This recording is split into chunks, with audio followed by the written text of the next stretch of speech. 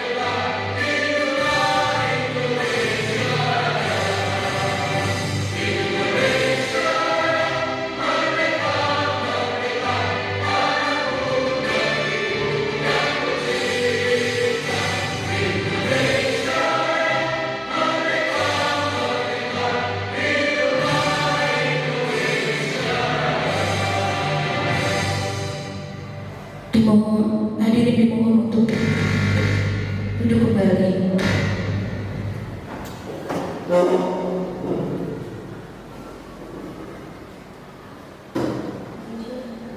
Menuju acara berikutnya yaitu sambutan yang akan disampaikan oleh Kepala SMK Negeri 1 Gresik kepada Bapak Dr. Andes Rohmat MPD. Kami persilakan.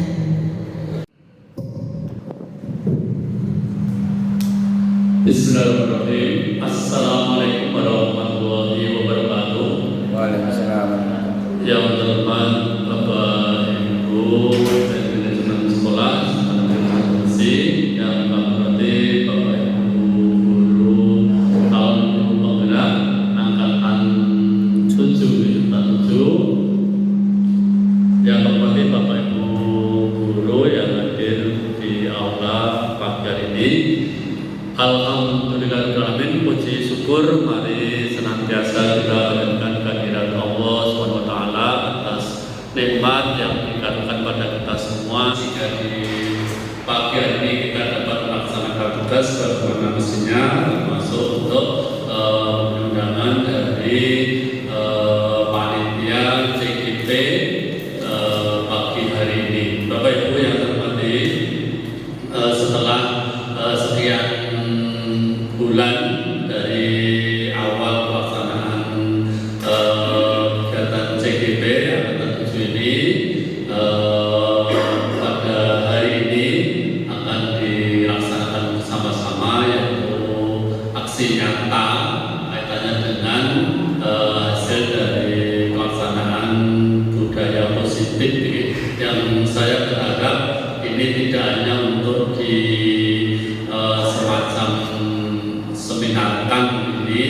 namun betul-betul diterapkan di dalam kehidupan persekolahan sehingga semakin hari semakin terbiasa. Yang namanya budaya itu kan berarti sudah membudaya harapannya melalui praktek-praktek kegiatan sehari-hari yang mungkin awal-awal harus dipaksa, kemudian dilaksanakan, digerakkan mulai dari tentunya adalah dari CGP-nya sendiri, itu melaksanakan aksi-aksi nyata budaya positif itu di lingkungan di sendiri, kemudian menyebar ibaratnya virus positif, jadi virus positif yang itu akan melahirkan mewabahnya virus positif itu untuk seluruh sivitas atau Merdeka SMA Negeri 1 Gresik. Jadi harapannya seperti itu, semakin nanti banyak CGP baik di angkatan 4 dan lulus, angkatan 7 sudah memulai disusul dari nanti angkatan berikutnya. Saya berharap kebiasaan-kebiasaan atau budaya-budaya positif yang itu akan menumbuhkan kenyamanan dalam lingkungan belajar kita, yang akhirnya akan meningkatkan prestasi, akan meningkatkan kualitas kompetensi dari para peserta didik, yang harapannya nanti anak-anak itu bisa menghadapi berbagai tantangan hidup pada zamannya nanti. Ini harapannya seperti itu Bapak Ibu, monggo lewat kegiatan ini nanti bisa koreksi masing-masing mungkin kekurangan dan kelebihannya, dan akhirnya nanti bersama-sama menerapkan di dalam seluruh kegiatan di sekolah ini ya. Harapannya itu nyata betul, tidak hanya untuk di seminar seperti pada pagi hari ini. Minta tolong Bapak Ibu CGP dan seniornya yaitu GP ini memberikan dukungan positif ya, jadi bersama-sama untuk pelaksanaan berbagai budaya positif yang semua yang diajarkan itu kan semuanya budaya positif, baik yang menyangkut karakter, yang menyangkut mungkin pengetahuan, manajemen dan sebagainya, yang sangat bagus sekali untuk diterapkan di sekolah. Saya kira itu yang saya sampaikan. Selamat melaksanakan kegiatan aksi nyata. Mudah-mudahan Allah selalu meridhoi kita semua. Wassalamualaikum warahmatullahi wabarakatuh.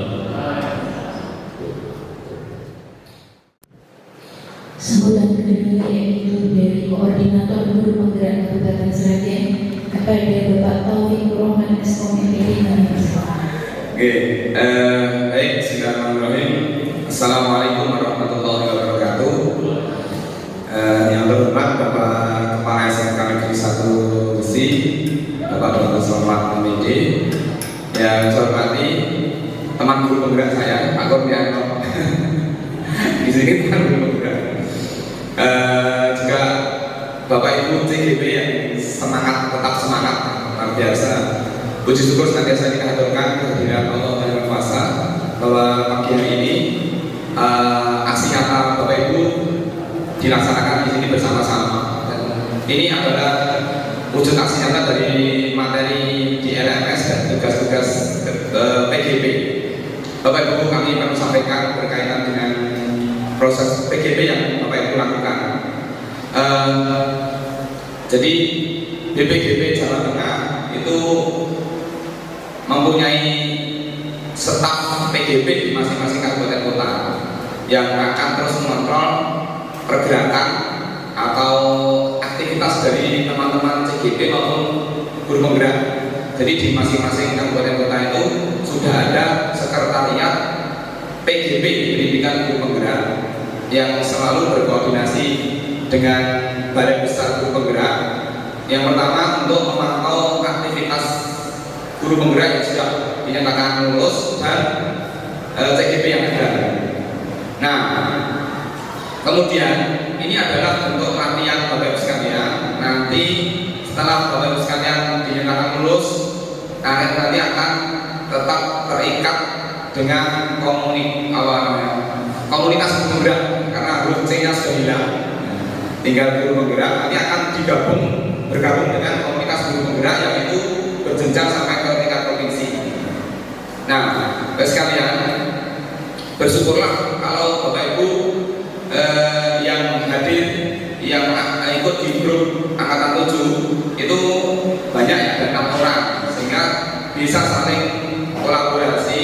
Dan bersyukur juga Bapak Ibu, Bapak-bapak kepala sekolah memberikan support yang luar biasa terkait dengan PGP ini ya. Kita tepuk tangan dulu ya. Karena apa? Karena kita mendapatkan cerita di tempat lain itu begitu sulitnya, padahal kepala sekolah sudah memberikan izin dan memotivasi untuk mendaftar, tapi begitu mau mengadakan aksi nyata, kemudian ada pendampingan, itu harus dimerjak mengajar. Ya, terus kalau anak SMA, SMK harus ngampak ke sana, repot.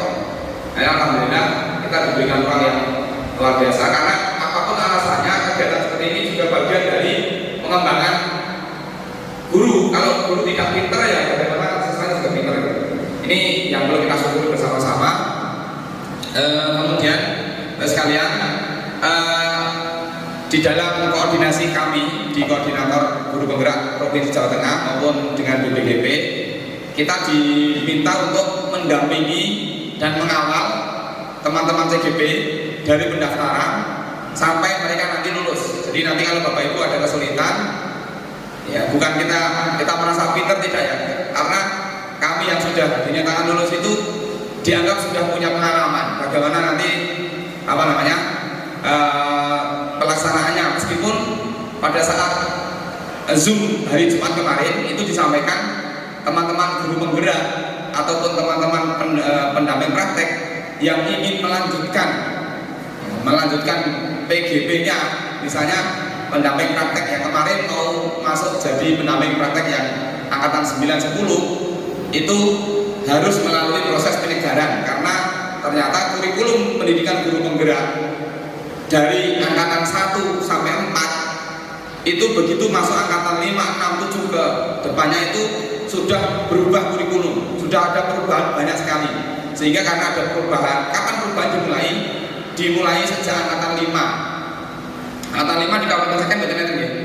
Tidak ada ya? Yang ada di angkatan 7, 8, 9, 10 ini. Jadi ini adalah kurikulum yang baru dari pendidikan guru penggerak, dan tenang saja ya Bapak Ibu sekalian, pokoknya dinikmati saja. Nanti kalau ada hal yang perlu dikomunikasikan dengan teman-teman guru penggerak di sini maupun di tingkat kabupaten maupun di dinas provinsi, dinas pendidikan Kabupaten Sragen, nanti bisa berkomunikasi dengan kami yang ada di sini. Selamat dan sukses untuk Bapak Ibu sekalian. Semoga selalu diberikan kelancaran dan nanti juga akan lulus menjadi guru penggerak untuk angkatan 7 ini. Terima kasih. Saya ucapkan Assalamualaikum warahmatullahi wabarakatuh. Sambutan berikutnya dari Wakil Kepala Bidang Ketenagaan kepada Bapak Purnianto ST MPD, kami persilahkan.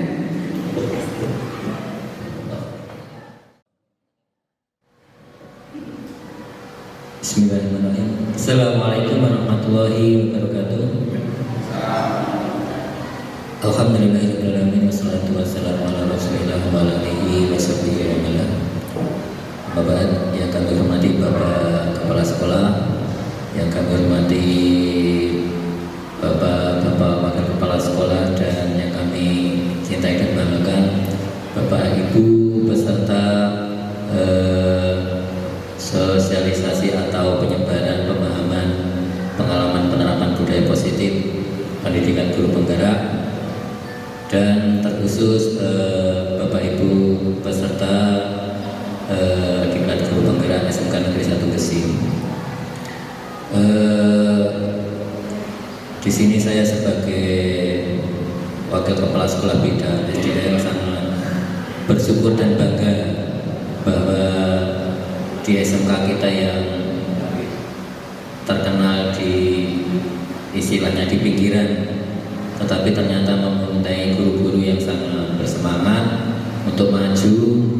Terbukti kita itu juga disebut mempunyai peserta guru penggerak yang terbanyak, pendidikan guru penggerak yang terbanyak di angkatan ke-7 ini. Tepuk tangan untuk kita semua. Jadi maksud saya ini adalah ini menunjukkan eksistensi ya. Jadi kita bisa istilahnya mencoba mewarnai pendidikan di Kabupaten Sragen. Terutama kemarin di Pak Yanto itu kita masuk 5 besar ya, istilahnya yang sering dicari istilahnya. Nah, jadi kalau orang mencari-cari SMK kita, SMK Gesi itu bisa muncul di halaman pertama dari slide yang lain. Nah, istilahnya adalah menjadi kebanggaan untuk kita semua. Jadi semoga nanti dengan angkatan yang pertama di SMK ini kita bertiga, Pak Taufik, saya dan Bu Hati ini masih merasa belum bisa mewarnai ya, karena memang istilahnya orientasi dulu dengan sekarang itu agak berbeda. Jadi sekarang ini guru penggerak menjadi salah satu pintu yang sangat penting di setiap kebijakan pendidikan. Ini kita manfaatkan untuk kemajuan secara pengembangan pribadi guru dan umumnya untuk kemajuan sekolah. Semoga kegiatan ini dapat berjalan dengan lancar sampai lulus. Demikian dari saya. Terima kasih. Assalamualaikum warahmatullahi wabarakatuh. Acara berikutnya yaitu acara inti kepada rekan calon guru penggerak angkatan 7 SMK Negeri 1 Gesi dimohon untuk mempersiapkan diri.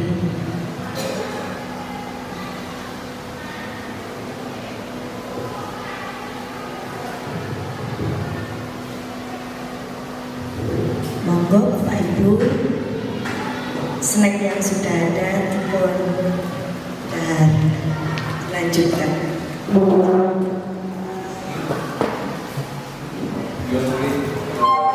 Break dulu ya, break sebentar. Monggo.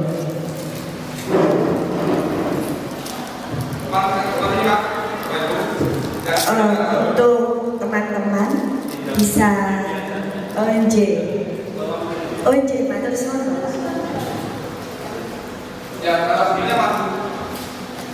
Untuk teman-teman, monggo untuk maju ke depan, duduk biar kelihatan 6 orang. Baik, kita langsung saja. Assalamualaikum warahmatullahi wabarakatuh. Yang terhormat Bapak Kepala Sekolah SMK Negeri 1 Gesi dan yang saya hormati Bapak Ibu guru yang sudah berkenan untuk menghadiri tentang aksi nyata saya tentang budaya positif.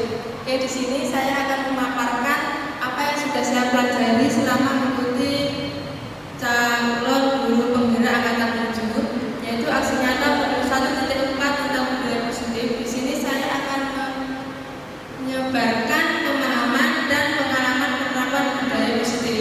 Di SMK Negeri 1 Gesi ini ada 6 calon guru penggerak, yaitu Pak Hugo, Pak Radis, Bu Prastiti, Bu Lisa, Yoga, dan saya sendiri adalah sebagai calon guru angkatan 7 di SMK Negeri 1 Gesi ini. Oke, next. Di dalam pemaparan ini, di dalam budaya positif ini mempunyai konsep yang pertama, perubahan paradigma belajar disiplin positif, kebutuhan dasar manusia, motivasi perilaku manusia, posisi kontrol restitusi, keyakinan kelas, dan segitiga restitusi. Oke, next. Di dalam pembelajaran paradigma baru ini meliputi perancangan yang berdasarkan prinsip pembelajaran dirancang berdasarkan prinsip pembelajaran yang berdiferensiasi sehingga setiap siswa belajar sesuai dengan kebutuhan dan tahap perkembangannya untuk mewujudkan profil pelajar Pancasila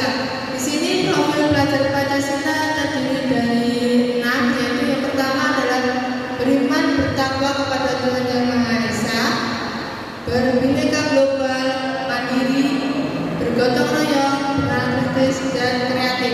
Itu adalah kebutuhan untuk murid-murid sekarang ini yang harus diterapkan di setiap sekolah-sekolah, terutama di sekolah kita, yaitu SMK Negeri 1 Gresik.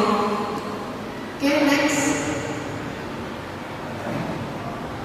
Dalam budaya kita, makna kata disiplin dimaknai menjadi sesuatu yang dilakukan seseorang pada orang lain untuk mendapatkan kebutuhan. Kita cenderung menghubungkan kata disiplin dengan ketidaknyamanan. Untuk kedisiplinan sendiri itu sangat membuat tidak nyaman untuk siswa-siswa kita. Jadi untuk disiplin itu harus dipaksakan terlebih dahulu baru mereka bisa melakukan kedisiplinan di dalam kelas maupun di sekolahan, dan itu akan berimbas ke dalam kehidupan sehari-hari di dalam masyarakat. Nah, sebagai pendidik, tujuan kita adalah menciptakan anak-anak yang memiliki disiplin diri sehingga mereka bisa berperilaku dengan mengacu pada nilai-nilai kebajikan universal dan memiliki motivasi intrinsik bukan ekstrinsik. Di mana kedisiplinan itu adalah timbul dari motivasi intrinsik, timbul dari keinginan kita, maukah kita akan berdisiplin atau tidak sama sekali. Jadi untuk motivasi intrinsik itu terjadi dengan kemauan diri kita dari dalam diri kita. Di situ ada sebuah foto di mana murid SMK Negeri Gresik yang atas sendiri itu adalah berdisiplin dalam menghormati orang yang lebih tua atau yang dituakan di sekolahan. Seperti ketika ketemu sama bapak ibu guru, mereka memberi rasa hormat dengan cara menunduk-nunduk ketika mereka ketemu bapak atau ibu guru. Dan berikutnya yang kedua itu dilaksanakan ketika menyambut anak didik kita di pintu gerbang sekolahan dengan cara sapa, untuk memberi motivasi pada siswa agar selalu sapa ketika ketemu dengan seseorang di dalam ataupun di lingkungan sekolah kita. Oke, next. Disiplin positif merupakan salah satu cara penerapan disiplin yang bertujuan untuk menumbuhkan kesadaran serta mengendalikan anak untuk melakukan sesuatu tanpa sokongan, ancaman maupun hukuman. Jadi disiplin positif itu dijalankan tidak harus dengan sokongan. Ketika kita mengiming-imingi sesuatu kepada murid, ayo kamu harus disiplin, jadi ibu akan memberikan sesuatu jika kamu melakukan disiplin dengan baik dan benar di dalam kelas maupun sekolahan. Kalau ancaman, kalau kamu tidak mau disiplin, kamu pasti nilainya tidak akan guru masukkan ataupun yang lain ataupun sebagainya. Hukuman. Nah, hukuman di sini biasanya kalau dulu guru itu selalu memberi hukuman ketika murid-murid tidak mengerjakan PR, itu contohnya. Jadi guru-guru itu memberi hukuman supaya mereka jeda, supaya mereka mau mengerjakan PR atau tugas dari bapak ibu guru. Jadi untuk disiplin positif itu tidak memerlukan sokongan, ancaman maupun hukuman begitu bapak ibu. Oke, berikutnya next.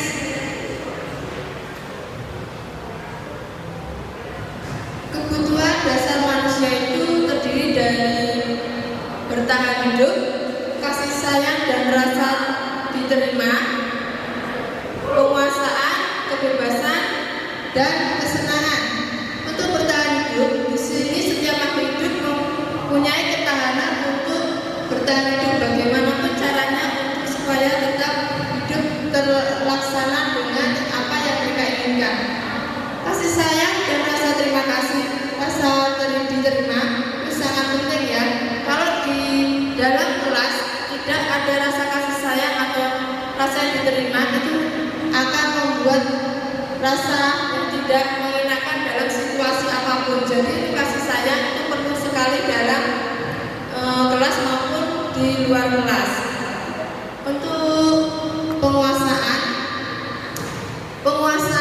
dan kebebasan dan kesenangan itu harus dimiliki oleh semua murid. Kebebasan, kesenangan dalam pembelajaran, dalam memaparkan ide atau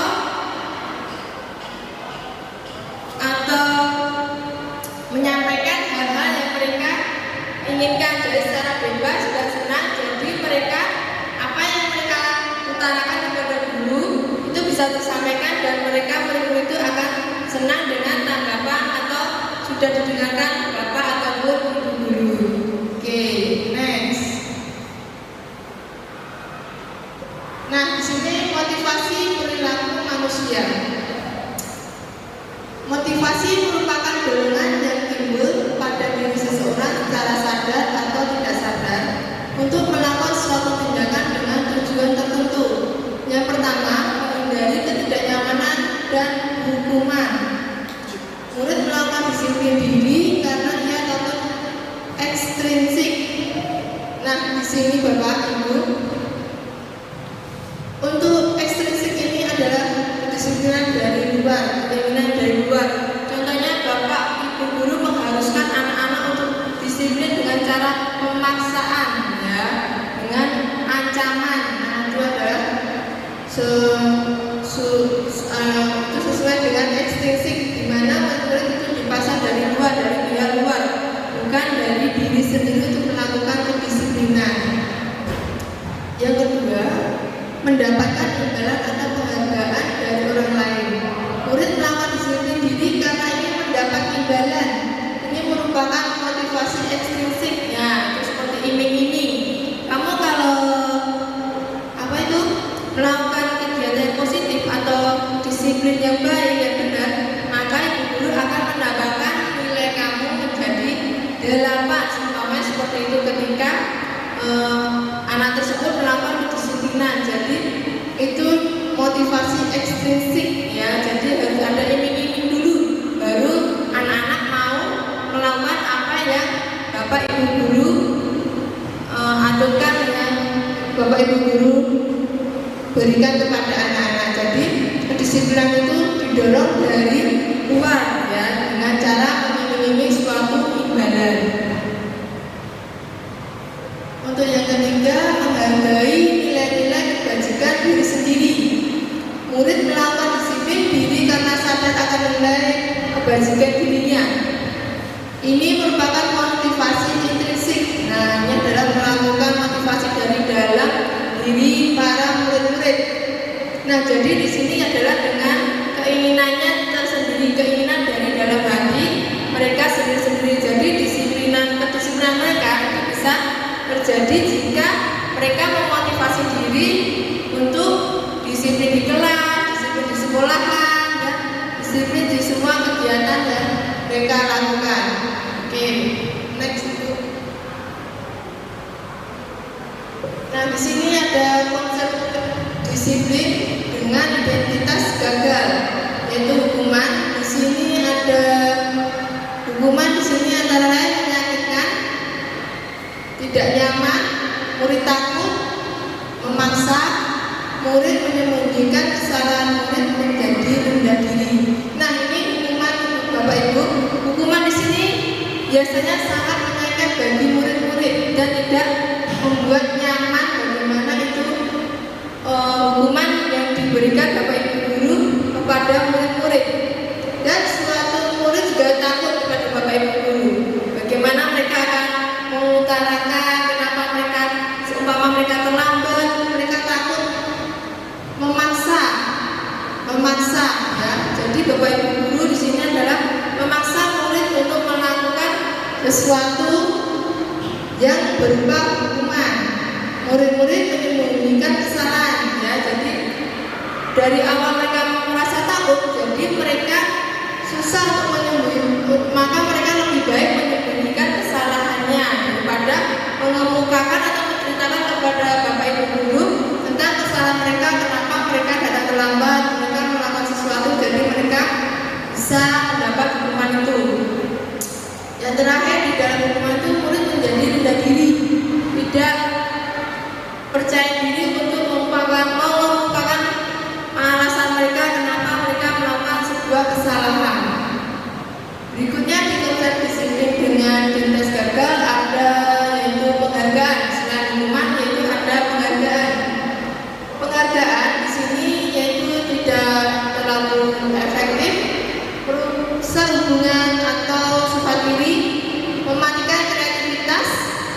menghukum dengan sistem ranking, merampas hak menghargai dirinya. Nah, di sini Bapak Ibu dalam penghargaan itu tidak semua akan mendapat nilai positif, tapi di sini juga ada ketidakefektifan. Ya, jadi dengan memberi penghargaan seperti ya nanti kalau kamu disiplin, datang tepat waktu, mengumpulkan tugas tepat waktu, ibu akan memberikan suatu reward.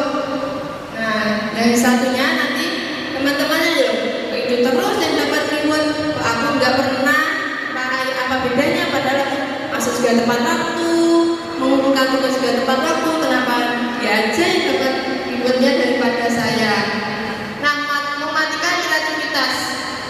Nah, mematikan kreativitas di sini seperti yang si A, si B itu kreativitasnya beda-beda. Biasanya guru-guru di sini adalah biasanya yang disuruh itu semuanya ketua, yang disuruh-suruh itu terus, padahal si B itu juga punya kreativitas, jadinya mereka sudah menyerah, ya udah biar dia aja yang maju, nggak usah. Terus menghukum dengan sistem ranking dan merampas hak menghargai dirinya. Jadi mereka merampas hak menghargai dirinya, berarti ya udah kerjaannya biar dikerjain dia aja, nggak usah. Jadi dia itu tidak menghargai apa yang dia kerjakan dan dia hadapi. Oke, Ibu silahkan next.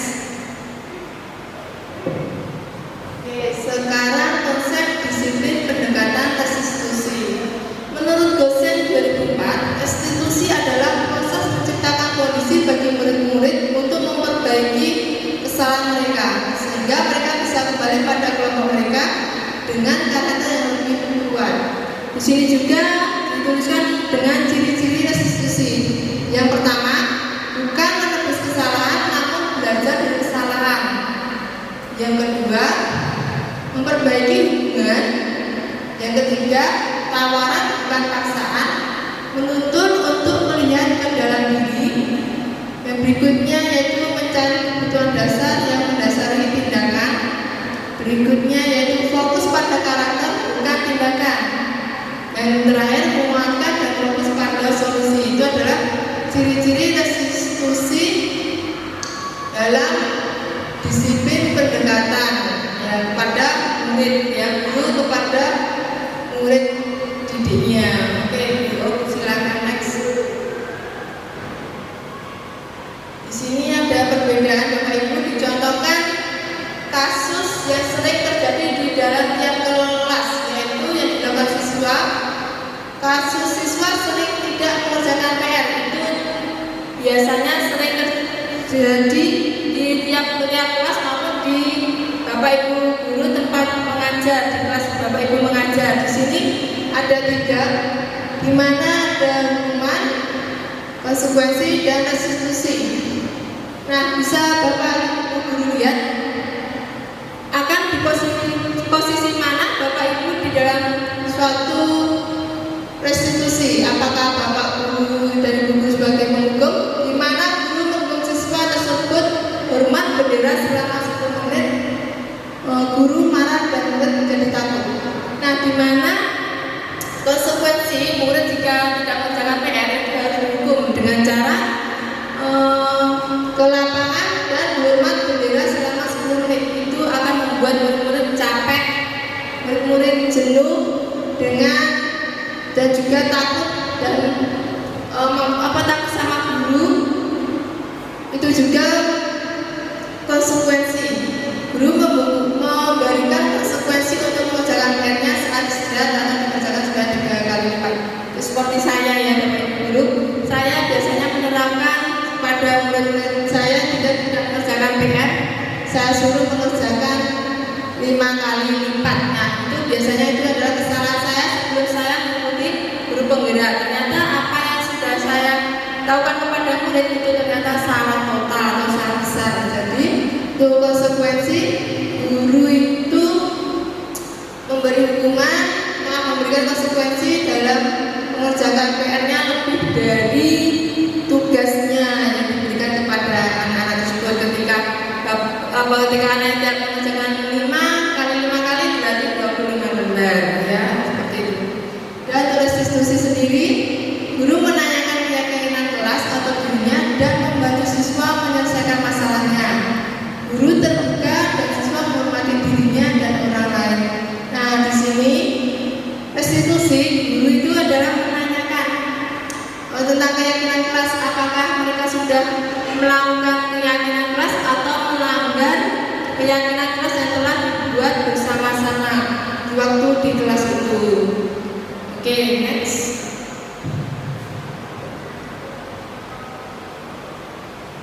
Nah, di sini ada 5 posisi kontrol restitusi.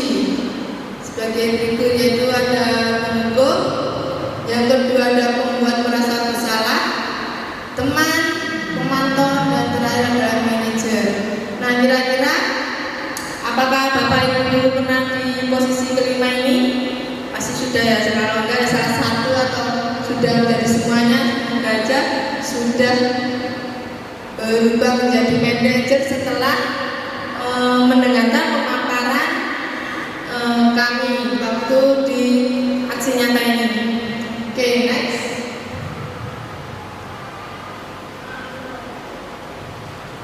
Di sini ada contoh penerapan 5 posisi kontrol, di mana kasusnya adalah siswa tidak memakai atribut lengkap saat upacara bendera.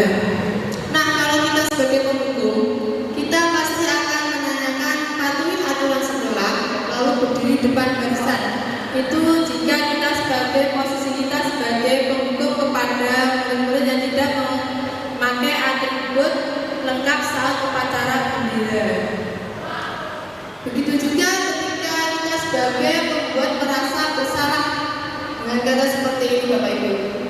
Berapa kali guru harus memberitahu kamu, Bu Guru sangat kecewa sama kamu ketika saat kamu tidak memakai atribut lengkap waktu upacara bendera di sekolahan. Kalau kita sebagai teman, kita biasanya mengatakan seperti ini, ayo mas, jangan tertib, buat Bu Guru bangga dong. Nah, kali ini tidak apa-apa, kamu salah ya. Kita posisi kita sebagai teman kepada murid kita yang melakukan kesalahan tidak memakai atribut. Berikutnya yang keempat, kita adalah sebagai pemantau. Nah, kamu sudah melanggar apa peraturan dan konsekuensinya ketika kamu tidak memakai atribut lengkap saat upacara bendera. Dan yang terakhir, kita sebagai manajer. Nah, dengan kata-kata seperti ini, Bapak Ibu, apakah kamu tahu kesalahanmu? Kira-kira bagaimana kamu akan memperbaiki kesalahan ini? Nah, untuk sebagai manajer kita tidak menyalahkan anak tersebut. Ya, kita bertanya tentang kesalahan apa yang mereka buat dan kita tidak menyalahkan anak tersebut. Seperti itu. Dan mereka apakah tahu tentang keyakinan kelas yang telah kita buat? Jadi kita tidak menyalahkan anak itu kalau tidak pakai itu secara lengkap. Oke, next.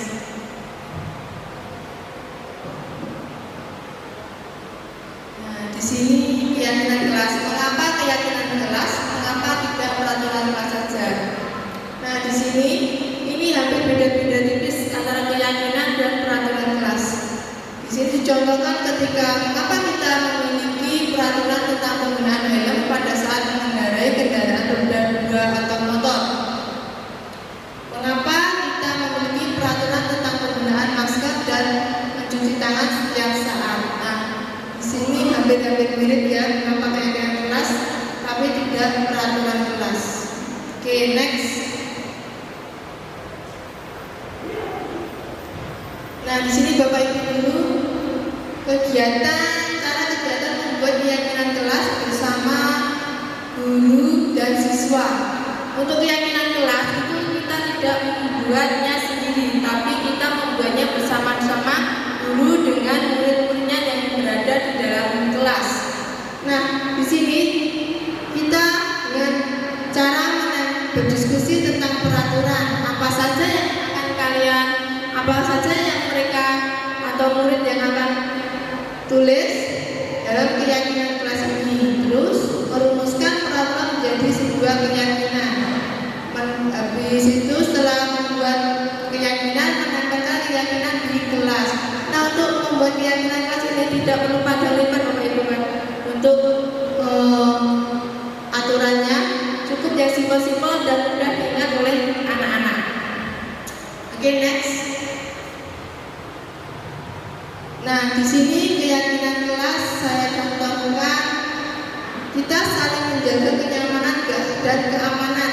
Jika di kelas kita aman, nyaman, pasti murid-murid akan senang dalam belajar, ya, jadi tidak merasa risih. Terus yang kedua, kita saling menghormati dan menghargai. Nah, jika Bapak Ibu di kelas, jika ada Bapak Guru lagi menerangkan, anak-anak dengan diam dan mendengarkan Bapak Ibu Guru menerangkan, itu adalah sebuah saling menghormati dan menghargai, termasuk itu.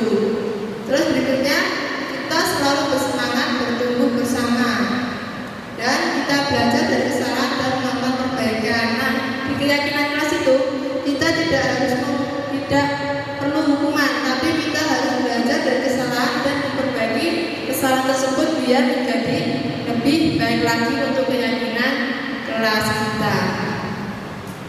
Oke, berikutnya. Nah, ini adalah keyakinan kelas yang saya buat di kelas saya, Bapak Ibu. Yang pertama, kita saling menghargai dan menghormati. Nah, ketika ada sesuai keterangan tadi, ketika ada Bapak Ibu Guru menerangkan anak-anak yang di kelas, ya, itu harus tenang dan mendengarkan, itu termasuk menghargai dan menghormati.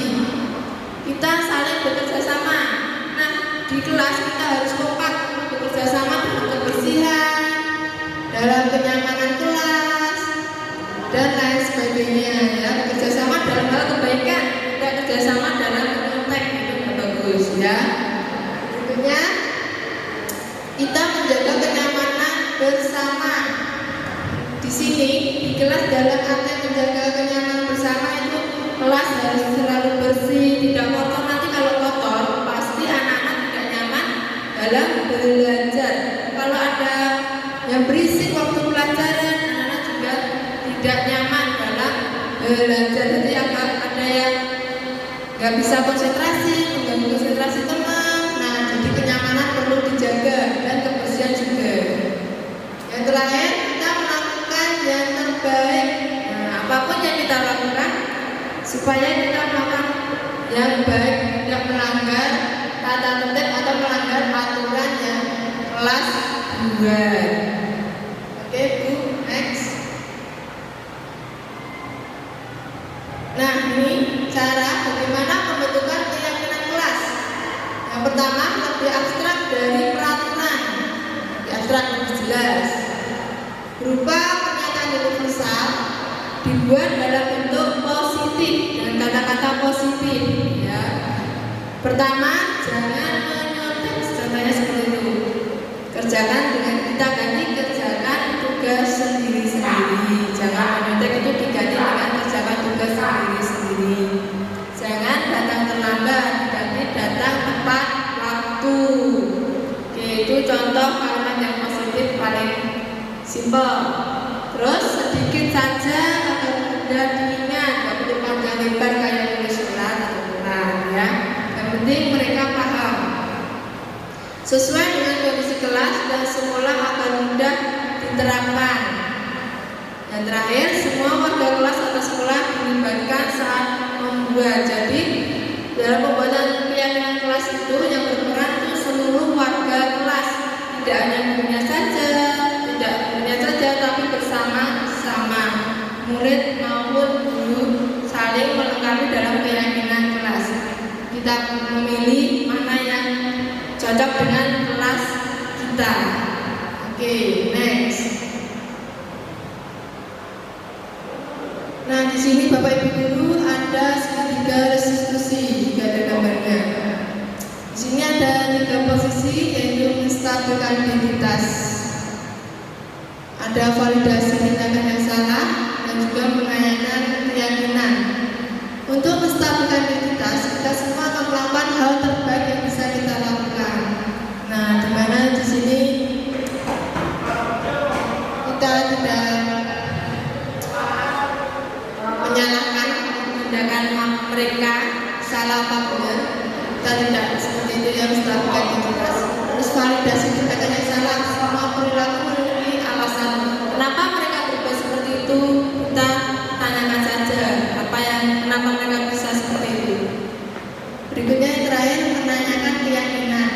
Kita semua memiliki motivasi internal. Nah, setiap anak-anak mempunyai motivasi dari diri kita sendiri, di mana keyakinan menetapkan bagian apakah mereka sudah melanggar keyakinan kelas, apakah mereka mau memperbaiki kesalahan tersebut, seperti itu. Oke, next. Ini adalah contoh dari restitusi.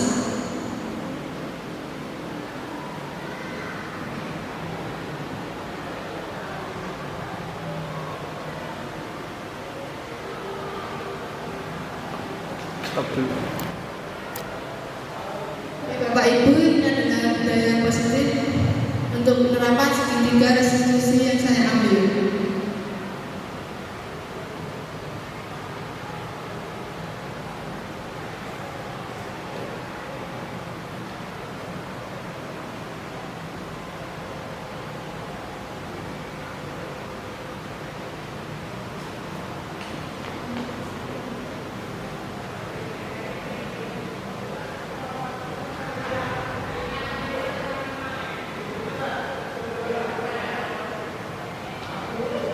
Nah, di sini ada tahapan restitusi, stabilitas identitas, validasi. Nah, di sini skenario kasus pertama yang sering kita hadapi, yaitu menyontek dalam suatu ulangan.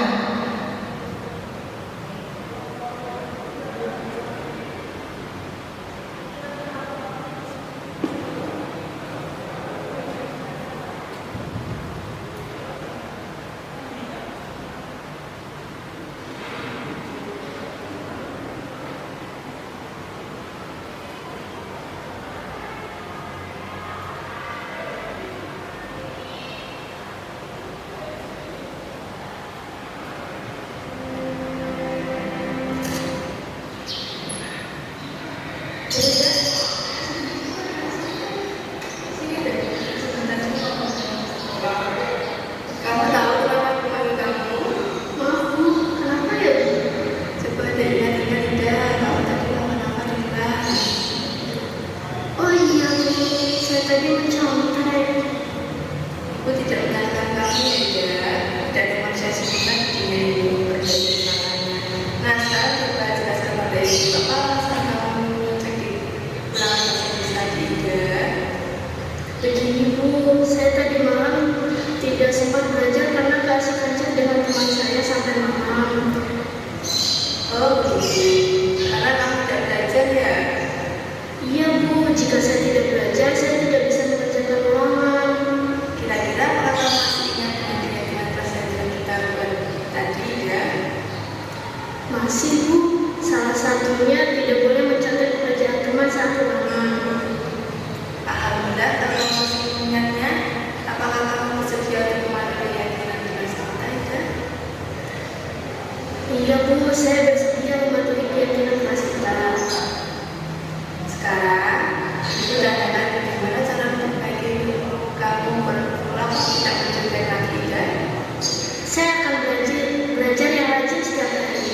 Sekolah kalau kamu sudah menjadi itu mau menghargai usaha kamu, bisa menjadi lebih baik. Ibu yakin kamu tidak akan mencontek lagi saat ulangan. Ya Bu, saya minta maaf Bu. Baiklah ya, kita kalau itu kita masuk ke dalam.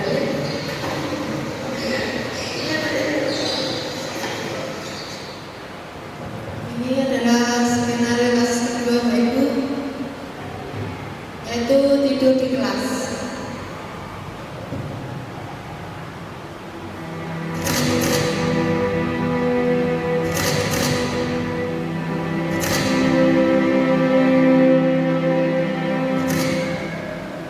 Nah, sini ngobrol bersama Ibu sebentar. Iya Bu, ada apa ya Bu?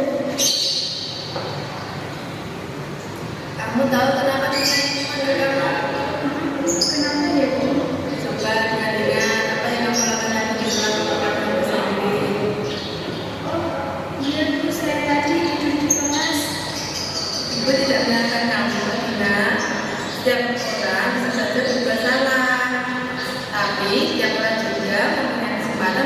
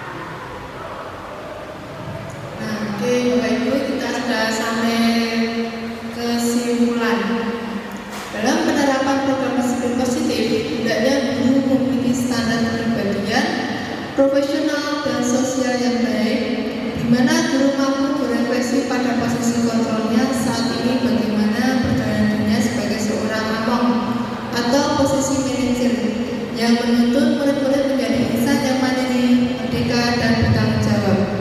Dengan demikian Bapak Ibu, pemaparan aksi nyata saya tentang penerapan budaya positif semoga bermanfaat dan bisa dilaksanakan di sekolah SMK Negeri 1 Gresik ini. Bila ada salah kata, saya mohon maaf. Akhirul kalam, wassalamualaikum warahmatullahi wabarakatuh. Itulah harapan dari Mas Menteri buat pendidikan di Indonesia. Dan untuk sesi selanjutnya adalah warna sari, artinya kita akan bersama-sama untuk berbagi dari Bapak Ibu guru yang tadi sudah melihat paparan kami. Kami mohon 1, 2, 3 atau bahkan lebih, karena ini kami mengambil dari kesiswaan, kemudian dari guru BK level dari kelas 1, 2, 3 ada semuanya. Mungkin bisa berbagi bersama dengan kami sehingga kami bisa mengerti kira-kira sudah pas, tepat atau belum, seperti itu. Bisa dimulai mungkin dari Bapak. Ini saya langsung tunjuk aja nggak apa-apa, pokoknya ngobrol aja. Dari Pak Tarno jadi selaku wakil kesiswaan. Nanti coba nanti dikat-kat kok ada masuk YouTube kok Pak.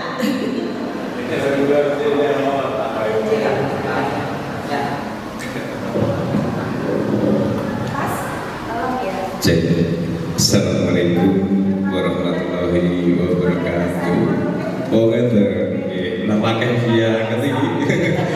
Ini perguru tak tulis masalah ini. Untuk senior gini gitu, garap apa? Serius sih Mas, serius ini bertanya karena ini kepentingan untuk kepentingan teman-teman. Serius saya bertanya. Bapak Ibu yang saya hormati, calon guru penggerak siswa lebih yang saya hormati.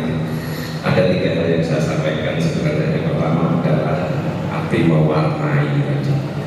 Mewarnai itu banyak sekali bicaranya. Yang kedua terkait dengan beban apa paradigma itu yang saya paling di hati saya. Yang ketiga adalah buktinya. Hal-hal 3 itulah yang saya tanyakan secara umum dulu. Nanti setelah selesai kami ingin menanyakan dari guru-guru yang tadi satu persatu saya mencatatnya. Karena apa? Sudah benar, sudah meninggal, sudah baik. Tapi ada sedikit yang belum ada kesesuaian dari pribadi saya selaku guru tua. Tadi kan ada perubahan perbedaan. Mungkin ini nanti akan sebagai bahan pertimbangan atau sebagai diskusi.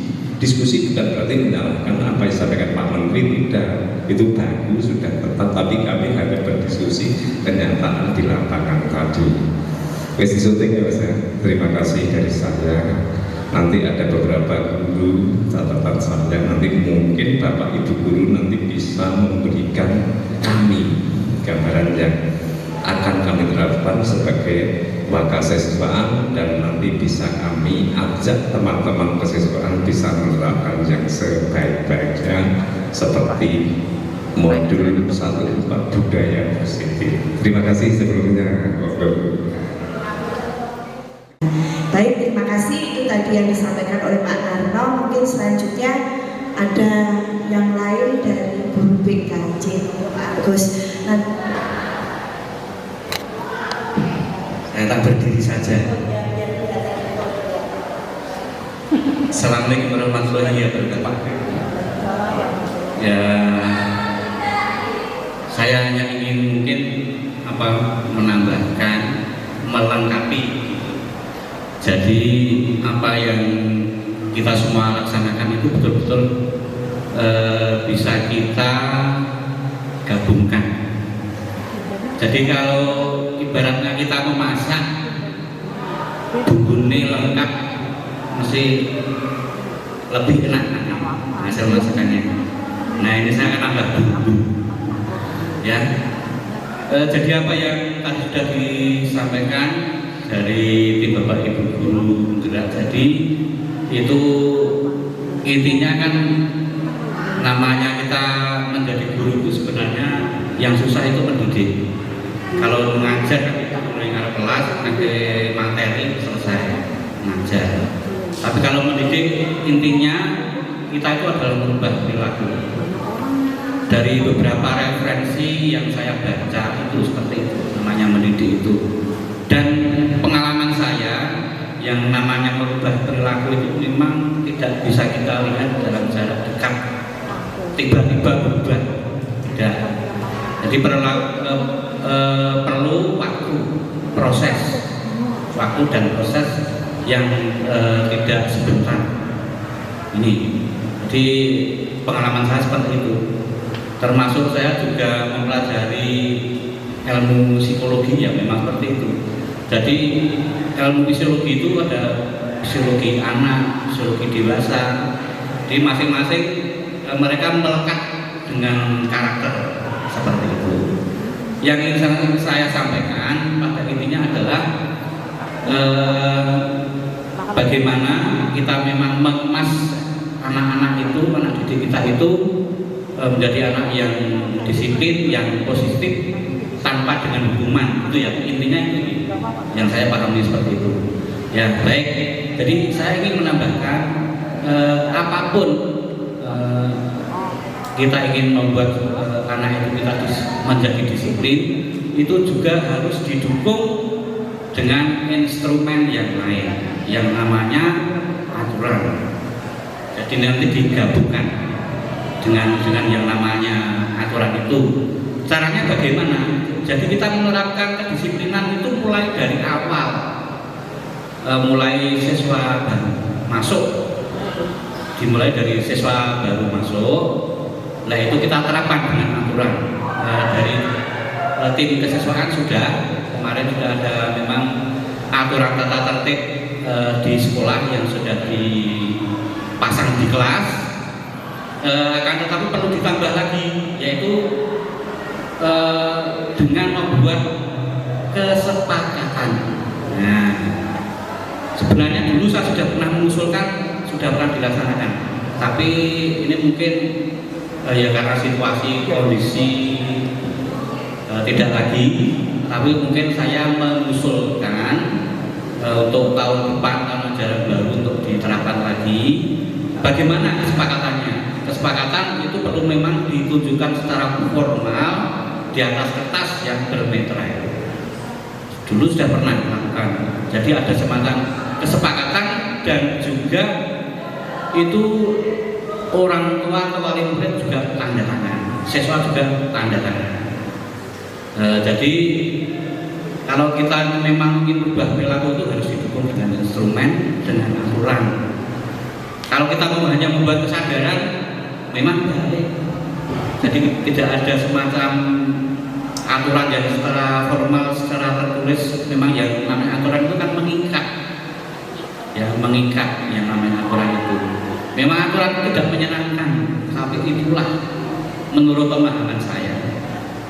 Kalau kita mau mendisiplinkan siswa, perilaku siswa, selain dengan kesadaran juga didukung dengan alat atau instrumen, yaitu pada awal tahun ajaran baru itu kita membuat kesepakatan dengan siswa dan ditandatangani orang tua. Jadi pas momen misalnya kalau pas penerimaan siswa baru itu kan pasti menghadirkan orang tua murid. Nah, momen itu seperti itu nanti bisa dilaksanakan lagi. Jadi nanti orang tua murid atau wali itu kan tahu sebenarnya aturannya seperti ini. Ya aturannya itu seperti ini. Kalau melanggar seperti ini, jadi enak. Mereka sudah tanda tangan. Nah seperti itu. Nah ini sudah menambah saja, ya saya juga sangat peduli dengan yang namanya kedisiplinan. Uang di PTK saya yang dulu saya buat itu kan yang kedisiplinan juga. Kebetulan saya juga dibutuhkan dan memang ranahnya di situ. Ya, jadi saya sangat mendukung mari kita bersinergi, ya, berkolaborasi. Jadi sebenarnya, dan poin yang terakhir yang ingin saya sampaikan, kita mau menertibkan siswa, berdisiplin siswa itu harus didukung semua. Atas kehadiran Bapak Ibu dalam acara penyebaran aksi nyata modul 134, semoga apa yang kami sampaikan bermanfaat bagi kita semua, khususnya untuk kemajuan SMK Negeri 1 Gresik. Dan mohon maaf jika dalam penyampaian kami ada salah tutur kata maupun tingkah laku kami yang kurang berkenan, karena memang kami boleh dikatakan junior yang masih harus terus belajar seperti yang Pak Karno katakan tadi. Meskipun kami mendapatkan ilmu baru, tetapi kami tetap akan mengingat apa yang sudah kami pelajari terlebih dahulu. Sekian, terima kasih. Selamat beraktivitas hari ini. Sampai nanti sore kita pulang. Acara acara telah dilalui dengan lancar. Besar harapan kami hari ini dapat bermanfaat dan memberikan kontribusi positif bagi perkembangan dan kemajuan sekolah kita bersama. Saya sebagai pembawa acara mewakili penyelenggara mengucapkan terima kasih atas kehadiran Bapak Ibu, dan kami mohon maaf apabila ada perkataan dan perbuatan yang kurang berkenan. Untuk menutup acara, mari kita baca hamdalah bersama. Alhamdulillah.